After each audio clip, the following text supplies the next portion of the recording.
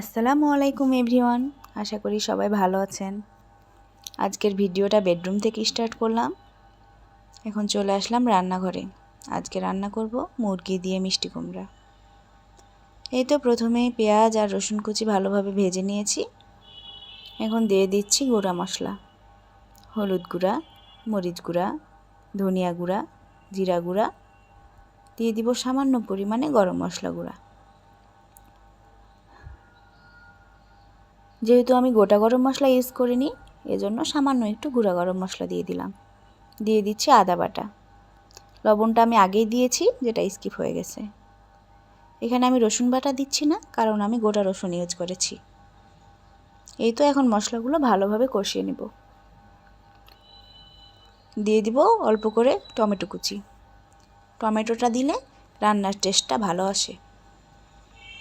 মশলাটা কষানো হয়ে গেলে দিয়ে দিব ধুয়ে রাখা মুরগি। মুরগির মাংসটা ভালোভাবে কষিয়ে নিতে হবে।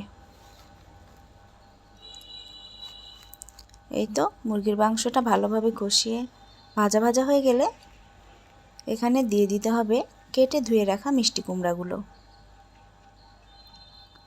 মিষ্টি কুমড়াগুলো দেওয়ার পরে কিছুক্ষণ নেড়ে চেড়ে ভালোভাবে কষিয়ে নিতে হবে।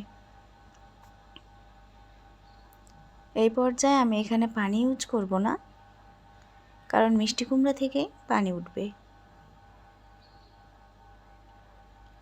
ভালোভাবে মিষ্টি কুমড়াটা মিশিয়ে অল্প কিছুক্ষণের জন্য ঢেকে দিব।